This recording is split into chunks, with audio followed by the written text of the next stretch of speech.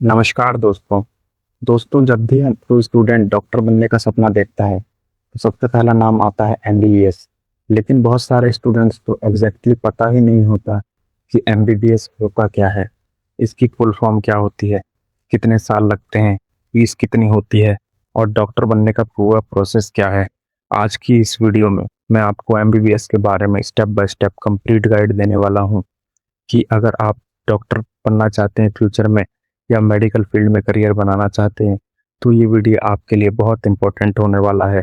तो वीडियो को एंड तक ज़रूर देखना, क्योंकि आज आपको एमबीबीएस से जुड़ी सारी इंपॉर्टेंट इंफॉर्मेशन मिलने वाली है। सबसे पहले समझते हैं एमबीबीएस होता क्या है। एमबीबीएस का फुल फॉर्म होता है bachelor of medicine and bachelor of surgery.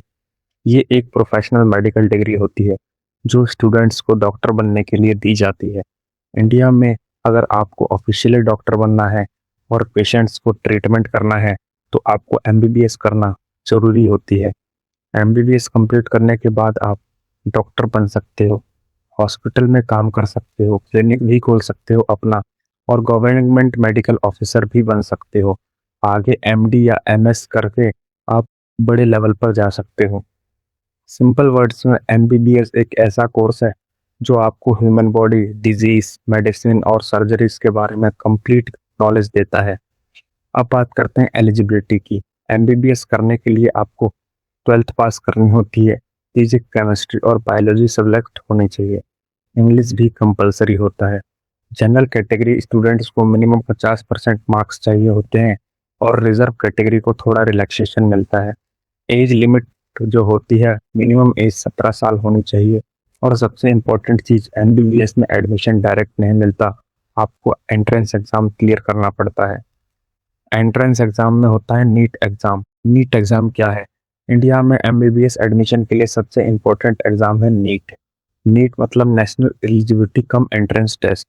अगर आपको गवर्नमेंट या प्राइवेट इन मेडिकल कॉलेज में एमबीबीएस करना है तो नीट क्वालिफाई करना कंपलसरी है।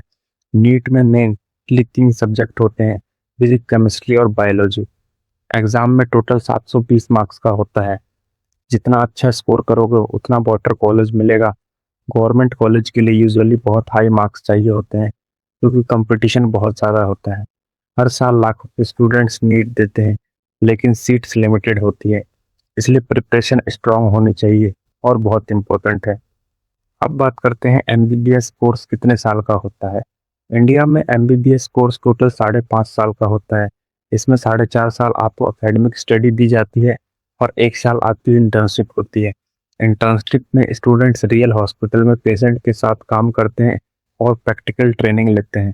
इस टाइम पर इंजेक्शन लगाना, पेशेंट चेक करना, इमरजेंसी हैंडलिंग, सर्जरी असिस्टेंस जैसे प्रैक्टिकल से सीखने को मिलते हैं।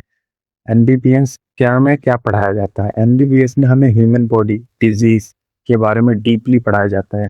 इसमें बहुत इंपॉर्टेंट सब्जेक्ट्स पढ़ाए जाते हैं जो कि ह्यूमन बॉडी और डिजीज के बारे में समझाए जाते हैं, जैसे कि एंटोमोनी, साइकोलॉजी, बायोकेमिस्ट्री, पार्टोमोली।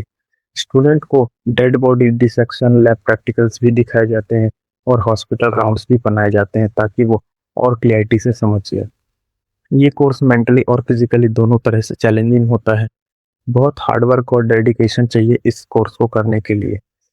अब बात करते हैं एमबीबीएस की फीस कितनी होती है। सबसे कॉमन क्वेश्चन, एमबीबीएस की फीस कितनी? गवर्नमेंट मेडिकल कॉलेज में फीस काफ़ी लो होती है, अप्रोक्स 20,000 से 1 लाख पर ईयर। लेकिन प्राइवेट मेडिकल कॉलेज में फीस बहुत ज़्यादा हाई होती है, 10 लाख से 25 लाख पर ईयर तक। इसलिए maximum students government college target करते हैं। अगर आपका नीट स्कोर अच्छा है तो आपको कम फीस में क्वालिफाई एजुकेशन ले सकते हैं।